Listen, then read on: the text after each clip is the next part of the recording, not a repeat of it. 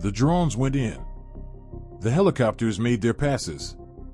The satellite imagery was pulled, analyzed, enhanced, shared across agencies. And on day 66, investigators are still standing at the edge of that wilderness, looking in, with nothing to show for it. Because there is a fundamental problem with how we are thinking about this search. And it has nothing to do with effort. It has nothing to do with resources or reward money or the number of volunteers showing up. It has everything to do with what that environment actually is versus what it looks like from above. Brian Anton did not drive into the Tucson desert to chase a rumor. He did not go out there to break new information. He went there to show you something you cannot understand from a map, a drone shot, or a satellite image. On day 66 of Nancy Guthrie's disappearance, he got into a vehicle with a retired SWAT commander and a producer, and they followed the exact road that runs directly behind her home. Not a random location. Not a dramatic detour. The exact corridor everyone has been staring at for weeks without truly seeing it. What they found out there changes how you have to think about this entire case. For 66 days, this investigation has been filled with noise. Tips, searches, headlines, speculation, reward money. And still no answer. Nancy Guthrie vanished from her Tucson home in the early hours of February 1st. Her pacemaker signal stopped transmitting. The camera system went dark. And then nothing. Just silence where a person used to be. So instead of repeating what we already know, Brian Anton drove 45 minutes from a quiet neighborhood into terrain that most people assume is empty, flat, and searchable. That assumption is the problem. Because what looks open from above is not open at all. At ground level, the desert behind Nancy's home is thick. Not just difficult. Dense. Tangled. Layered in a way that blocks vision almost immediately. Brush that locks together. Trees that spread sideways instead of up. Cactus that doesn't just sit there, it actively grabs and tears at anything that moves through it. Washes cut through the land like hidden corridors. From the air, they barely register. On foot, they become walls and pathways all at once. Within seconds of stepping into it, you lose sight of where you came from. That is not theory. That is what was demonstrated on camera. The man walking through that terrain was not guessing. He spent years running operations in that exact corridor. Tracking people. Responding to real situations. Searching with specific information. And still coming up empty. He knows what this environment does to search efforts, not from reading about it, but from being inside it when it mattered. And what Brian Anton showed on that day is something simple, but devastating. He walked about 25 feet into the brush and disappeared. Not partially hidden. Not difficult to see. Gone. Completely out of sight in broad daylight, just a few steps away from the camera. Someone standing there confirmed it in real time. You could hear it in the reaction. 25 feet. And a person vanishes. Hold on to that number. Because everything else in this case builds on it. This isn't just remote land. This is a corridor with history. A place that has been used, repeatedly, for things people don't want found. The roads running through this terrain have carried organized movement for years. Not occasionally. Consistently. People moving north. Goods moving north. Money and weapons moving south. Structured activity in terrain that gives a decisive advantage to anyone who understands it. And it is not just movement. It is concealment. Bodies have been found out here. Multiple times. Not quickly. Not easily. Sometimes only when something unexpected forced the truth out. Sometimes years later. Sometimes not at all. There are confirmed cases where victims remained hidden in this environment for years before being located. And even then, it wasn't because the land gave them up. It was because someone led investigators directly to the spot. And even with that kind of information, even with a specific coordinate to work from, finding anything in this terrain is not guaranteed. That is the part people struggle with. We think in terms of effort. More people, more time, more resources. Eventually you find what you are looking for. That logic works in most places. It does not work here. Because this environment does not scale with effort. It does not become easier just because more people are searching. The same brush that hides something from one person hides it from 100. The same terrain that swallowed someone at 25 feet will do it again. Over and over. Without changing. And then there is the road.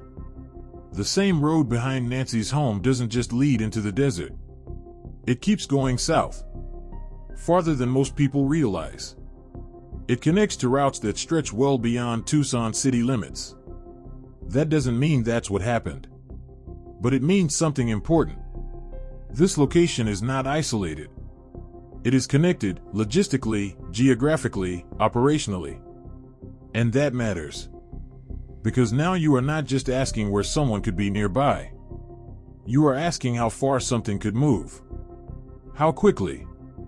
And through terrain that actively works against anyone trying to follow. Then there is the timeline inside that environment. One estimate, given on camera, by someone with real operational experience in terrain like this, was simple and chilling. In those conditions, without water, without experience, without direction, survival time can be measured in hours. Not days. 3 hours. That is not a dramatic guess. That is based on how quickly heat, dehydration, and disorientation take over in that kind of terrain. The brush doesn't let you recover your bearings. The washes offer no orientation. The lack of visible sky and thick cover removes the instinctive navigation that most people rely on without ever thinking about it, until it is gone. And once that window closes, the desert does not reverse it. It does not return anything. It keeps it. For 66 days, that timeline has been running. Every investigator who has walked the ground knows what the search has most likely shifted toward. And every one of them also knows what this land has already demonstrated about how long it holds things, and how completely. The effort does not change the math. More volunteers on a Saturday morning do not move that window backward. The environment operates on its own terms. Not ours. That is not pessimism. That is the operational reality that anyone who has worked real searches in this corridor will tell you, directly, without hesitation. 3 hours. And then the desert decides. But here is the part that matters just as much as the survival window. The desert does not just affect victims. It benefits people who know how to use it. The same terrain that becomes a death sentence for someone unfamiliar with it becomes a shield for someone who isn't. Someone with knowledge of those routes does not face the same risks. They know where to move. When to move. What paths to take. Where to avoid. That knowledge turns the environment from a threat into an operational advantage. So the question shifts. Not just, where could Nancy be? But, who knows that terrain well enough to use it deliberately? Because a random entry into that environment and a planned one produce two completely different outcomes. A random entry produces evidence of disorientation. Evidence of exposure. A body, if it is ever found, that tells a story of someone who got lost. A deliberate entry produces what search teams have been finding for 66 days. Nothing. This is not geography anymore. This is capability. And that distinction changes who belongs on the interview list. It changes what questions investigators should be asking. It changes the entire frame of this investigation, from a missing person search into something that requires a very different kind of analysis. Who, in Nancy Guthrie's life, or on its edges, has that level of familiarity with this specific corridor?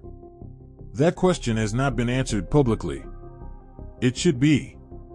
Even when investigators have specific information, an actual location to search, a coordinate, a physical description of where something was left, it is often still impossible to find what they are looking for in that desert. Not difficult. Not delayed. Often impossible. That word matters. It comes from people who have been inside real operations in this corridor. Not from analysts on television. Not from commentators running probability models from a studio. From experience that is specific, documented, and operational. So when people ask, if she is out there, why haven't they found her? This is the answer. Because this environment has already proven, repeatedly, that it can hold things. Even when people know where to look. Even when resources are committed. Even when the search is organized and sustained and funded. The land does not respond to pressure. It does not care about the reward money. It does not yield because a family is waiting. It operates on its own timeline. And that timeline has no obligation to ours. 66 days. And the desert has not moved. That does not mean the search stops. It does not mean answers do not exist. It means the expectation has to change.